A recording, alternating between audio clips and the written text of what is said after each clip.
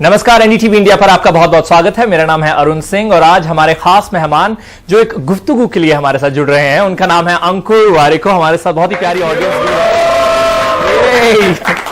मौका बहुत खास है क्योंकि आज इनकी जो बुक है उस पर हम चर्चा करने वाले हैं और बुक का नाम आप मिस ना कर दें, आपसे इग्नोर ना हो जाए, इसलिए इन्होंने अपने कपड़ों पर ही उसे प्रिंट कर लिया and it is called do epic shit.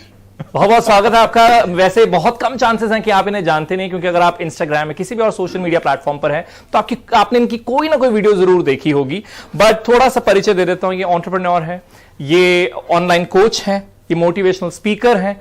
Near by नाम की कंपनी है, उसे इन्होंने फाउंड किया है और भी बहुत सारे इनके प्रोजेक्ट्स रहे हैं, एंटरप्रेन्योरियल प्रोजेक्ट्स। तो आज सबसे पहले तो ट्विटर पर जब मैं गया और आपकी प्रोफाइल देखी एंड आप फेलियर सीवी की बात उसमें कर रहे हैं, सबसे पहले मैं उसकी बात करना चाहता हूं बिकॉज़ बुक पर तो हम आएंगे ही। फेलियर सीवी क्या है ये अरुण 2017 की बात है। मैं इंटरनेट ब्राउज कर रहा था, किसी वेबसाइट पे था और एक बहुत ही इंटरेस्टिंग कॉन्सेप्ट के बारे में पता चला। एक न्यूयॉर्क के प्रोफेसर हैं जिन्होंने ये बोला कि जब भी हम एक सीवी अपना शेयर करते हैं तो उसमें हम हमेशा अपनी सारी अकम्पलिशमेंट्स को बढ़ा चढ़ा के बोलते हैं कि हमने ये किया है, वो किया है, यहाँ सिद्धि हासिल करी है and so on and so forth. But there are a lot of failures in the journey of getting to that success. उसके बारे में कोई बात नहीं करता है। तो उन्होंने अपना एक फेलियर रेज्यूमे शेयर किया, उससे मुझे बहुत इंस्पिरेशन मिली। तो मैंने 2017 में अपना पहला फेलियर रेज्यूमे शेयर किया जो काफ़ी वायरल हुआ, बहुत सारे लोगों ने उसको बहुत अच्छे से अप्रिशिएट किया। एंड देन 2020 में जब मैं 40 साल का हुआ तो एक मौका था उसको अपडेट करने का, क्योंकि ज़िंदगी में और बहुत सारे फेलियर आए थे। And that is what I did. And Hindustan में मुझे लगता है कि फेलियर के बारे में ज्यादा बात होती नहीं है। हाँ, सीवी में हम लिखते हैं ना dedicated, passionate employee who is a team worker and वो बड़े बड़े स्ट्रॉन्ग कंट्रीब्यूटर। तो ताकि बने कैसे, यहाँ तक पहुंचे कैसे। तो उनमें से एक फेलियर अगर आप हमारी ऑडियंस के लिए शेयर करें, क्या आपके लिए सबसे बड़ा फेलियर क्या था जिसने आपको बहुत कुछ सिखाया और वो आपके फेलियर सीवी में पहुंचा? सबसे बड़ा तो नहीं बोलूंगा, लेकिन बहुत शुरुआत में ही जो हर एक साइंस स्टूडेंट का कहीं ना कहीं आते हुए फेलियर आ ही जाता है कि मैंने IIT JEE के लिए तैयारी करी थी, पहले साल किया नहीं हुआ, दूसरे साल किया नहीं हुआ। एंड उस समय पे पूरे परिवार का जो अरमान और हर एक जो होप था वो उसी के साथ अटैच था। जब वो नहीं हुआ था तो ऐसा लगा कि यार माँ बाप के सपने सारे बर्बाद हो गए, खुद की ज़िंदगी तो हो ही गई। तो ऐसा लगा था कि जेन्युइनली ज़िंदगी में अब कुछ रहा ही नहीं है। And at that point when you are 18-17 it sets you in some meaningful ways. तो वो मेरा one of the first early failures थे और उसके बाद बहुत आए हैं। तो अंकुर फिजिक्स की पढ़ाई करना चाहते थे, आप यूएस गए, फिर आपने वो छोड़ा, फिर आप वापस आया, इन्होंने MBA की और उसके बाद बहुत सारे स्टार्टअप्स आपने जो है वो शुरुआत उनकी की।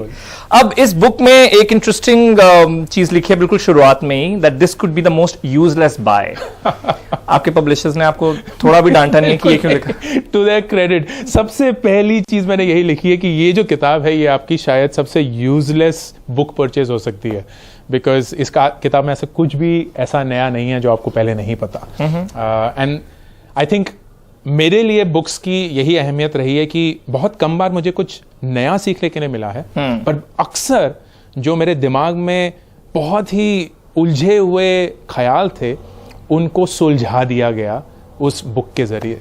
देखिए, बुक का नाम है डू एपिक शिट और वेस्ट मैनेजमेंट बहुत ज्यादा जरूरी है। तो मुझे लगता है कि इसमें अच्छा खासा वेस्ट मैनेजमेंट किया आपने, राइट? अच्छा, मुझे बताइए आपका फेवरेट चैप्टर कौन सा है इसमें से, बिकॉज आप इसमें सक्सेस एंड फेलियर्स की बात कर रहे हैं, आप इसमें मनी की बात कर रहे हैं, हैप्पीनेस की बात कर रहे हैं। आपका फेवरेट चैप्टर कौन सा और क्यों? रिलेशनशिप्स। मुझे लगता है कि हमारी जिंदगी में जो हमारे साथ होता है बहुत सारा वो हमारे रिलेशनशिप से जुड़ा हुआ है। तो that is the last section of the book and also the one which is most personal. Okay.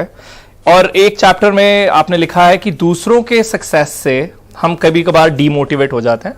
Social media पर ऐसा अक्सर हमें एक्सपीरियंस होता है। एंड बाय द वे, जहां सोशल मीडिया की बात होती है तो अंकुर के यूट्यूब पर 1.19 मिलियन सब्सक्राइबर्स हैं, शायद जब तक ये इंटरव्यू एयर होगा बढ़ गए होंगे। इंस्टाग्राम पर 1 मिलियन फॉलोअर्स हैं। आप खुद इतने ज्यादा एक्टिव हैं तो इसमें आपने जम की बुराई भी की है सोशल मीडिया की। Why do you say that? मुझे ऐसा लगता है कि सोशल मीडिया एक डबल एज स्वॉर्ड है। Okay. अगर आप सही लोगों को फॉलो करेंगे तो आपको बहुत कुछ मिल सकता है। अगर आप उन लोगों को फॉलो करेंगे जिनके थ्रू आपको ऐसा लगता है कि यार मेरी जिंदगी में कुछ रहा ही नहीं है, मैं तो एकदम बेकार हूं, ना सुंदर हूं, ना सक्सेसफुल हूं, ना अमीर हूं, then you will actually go down absolute rabbit hole. तो सोशल मीडिया की गलती नहीं है, लेकिन जिन लोगों को आप फॉलो करते हैं, जिनकी ख्यालों को आप फॉलो करते हैं, वो आपकी एक पर्सनल चॉइस है and that is completely in your control. Right. अब देखिए, जहां तक मोटिवेशनल स्पीकर्स की बात है तो उनका कंटेंट बहुत ज्यादा पॉपुलर है इंस्टाग्राम पर। आपने कहा कि जिसे आप फॉलो कर रहे हैं बहुत ज्यादा जरूरी है कि आप सोच समझ कर फॉलो करें।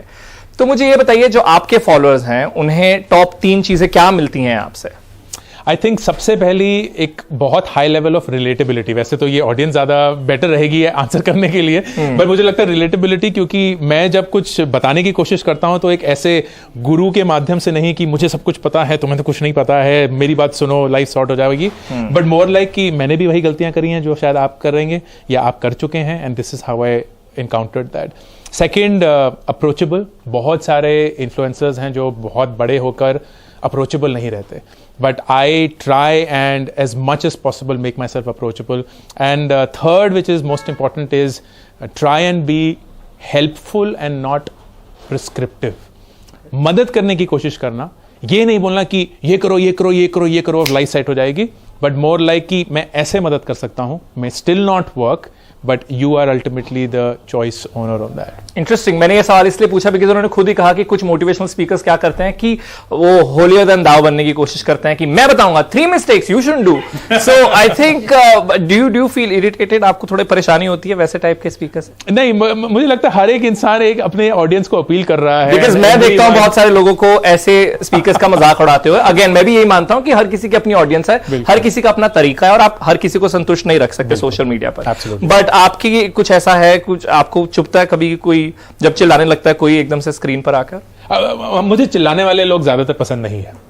तो सच में। ओके, आपने ये भी बात की है इस बुक में कि एक आइडेंटिटी के साथ रुकना नहीं चाहिए, एंड बहुत इंटरेस्टिंग आपने ये बात कही क्योंकि आप एक एंटरप्रेन्योर रह चुके हैं। आप अभी भी, I think I would call it also a great startup. आप इंस्टाग्राम रील्स भी कर रहे हैं, आप 2005 से ब्लॉग लिख रहे हैं if I am not wrong. मैं इनके सबसे पहले ब्लॉग पर भी गया and it was really interesting to see कि आपने इतने सारे जो ब्लॉग्स हैं वो किए हैं। तो आप बताइए कि आप कैसे कर रहे हैं? बहुत सारे लोग क्योंकि ये जानना चाहते हैं कि मल्टीटास्किंग कैसे हो सकती है, और आपने बुक में लिखा भी है कि एक आइडेंटिटी तक अपने आप को सीमित ना रखें। तो एक तो ये, दूसरा कौन सी आइडेंटिटी के साथ आप सबसे ज्यादा खुश रहते हैं? दूसरे सवाल का पहले जवाब दूंगा क्योंकि वो मेरे लिए बहुत क्लोज है। मेरी आइडेंटिटी एक टीचर की है जिसको मैं कम से कम अपनी आइडेंटिटी मानता हूं। उस आइडेंटिटी में सबसे ज्यादा क्लोज हूं। मुझे पढ़ाने में बहुत मजा आता है, एंड पढ़ाना जरूरी ये नहीं है कि मैं साइंस, मैथ्स, केमिस्ट्री पढ़ा रहा हूं। कुछ भी ऐसी चीज जिसको एक कॉम्प्लेक्स चीज को उठा के सिंप्लीफाई करने की कोशिश करना और एक ऐसे ढंग से समझाने की कोशिश करना कि दूसरा इंसान भी उसको उठा के किसी और को पढ़ा पाए, that is an identity that I absolutely love. To the point that you were making, Arun, multitasking मेरे हिसाब से एक डीमन है, क्योंकि जब कभी भी आप एक ही वक्त पे बहुत सारी चीजें करने की कोशिश करेंगे, आप किसी भी चीज को सही से नहीं कर पाएंगे। The way that I try and manage so many things is I dedicate a long stipulated time to do that one thing, and then after that I move on to the next thing. Right. अगर आप एक youngster हैं और आप अपना एक startup शुरू करना चाहते हैं तो उसके लिए भी मैं इनसे एडवाइस ले लेता हूं आपके लिए, क्योंकि आपने गाड़ी.com वो उसकी शुरुआत की, फिर आपने secondshadi.com उसकी शुरुआत की, फिर आपने ग्रुपॉन जो है उसकी शुरुआत की, एंड देन उसे नियर बाय बनाया। तो आप बताइए कि अगर कोई यंगस्टर है, आई थिंक यहां पर भी 20s में ये है, अगर कोई स्टार्टअप ने शुरुआत करना चाहता है तो क्या 3 चीजें चलिए उनके मन में जरूर होनी चाहिए? सबसे पहला, स्टार्टअप को पैसे बनाने का एक जरिया मत बनाइए, क्योंकि सिर्फ 10% चांस है कि आपका स्टार्टअप सक्सेसफुल होगा और उसमें से 10% और चांस है कि उससे आप पैसे बना पाएंगे। तो बहुत लोगों को ऐसा लगता है अरे स्टार्टअप मतलब पैसे पैसे पैसे, but that's only the stories you are hearing जो कि बच गए हैं। जो बेचारे स्टार्टअप मर गए उनकी कहानी आप कभी भी नहीं सुन पाएंगे। दूसरा, a very important decision to make is आप कौन से आइडिया पे काम कर रहे हैं। बहुत जल्द जो होता है कि आपका आइडिया या तो आपके एम्बिशन से बहुत बड़ा या बहुत छोटा निकलता है. So you either feel very overwhelmed और यू फील लाइक यार इस चीज पे वक्त पे ताके तो जिंदगी में कुछ ज्यादा बदलेगा ही नहीं. सो इट्स वेरी इंपॉर्टेंट कि आप अपने आइडिया जो चूज करें उसको सही ढंग से करें and be as slow as possible in picking up the idea because it's almost like choosing your life partner. And third is अपनी टीम पे फोकस करिएगा. खुद सब कुछ नहीं कर पाएंगे, खुद सब कुछ करना भी नहीं चाहिए, खुद सब कुछ पॉसिबल भी नहीं होगा. You will have to build a team that you will have to trust and build from day one. जितना अच्छा वो बना पाएंगे उतना ही अपने आप को स्केल कर पाएंगे. तो माइक्रो मैनेजमेंट करने की जरूरत नहीं है, ये आपकी एक टिप रहेगी. अच्छा, अब जहां पर आप बिजनेस की बात करते हैं वहां पर आपने बोला है कि ये एक स्टेट ऑफ माइंड है, ये कोई प्रोफेशन नहीं है. क्या मतलब है आपका जब आप ये कहते हैं? अगर मैं आपसे ये पूछूं कि सुंदर पिचाई, सत्य नडेला, लीना नायर जो अभी शनेल की सीईओ बनी है, क्या वो एम्प्लॉय हैं या वो एंटरप्रेन्योर हैं? तो बहुत लोग बोलेंगे यार पेपर पे तो वो एम्प्लॉय हैं, उन्होंने ना वो कंपनी शुरू करी है, उनको एक तनख्वाह मिलती है. But I would argue that they are perhaps one of the world's best entrepreneurs, not because वो एक एंटरप्रेन्योर हैं बट क्योंकि उनकी सोच एक एंटरप्रेन्योर जैसी है.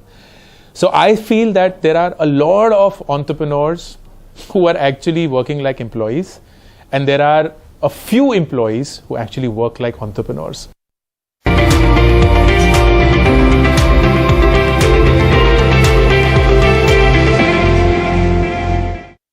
जो आज की जनरेशन है, जेन ज़ी जिसे कहा जाता है, वो एक थॉट पर बटी हुई है. उनका मानना है कि या तो आप वो हैं जो किताबें पढ़ते हैं, जिन्हें रीडिंग पसंद है, या फिर आप वो हैं जो पूरा दिन इंस्टाग्राम पर अपना समय वेस्ट करते हैं.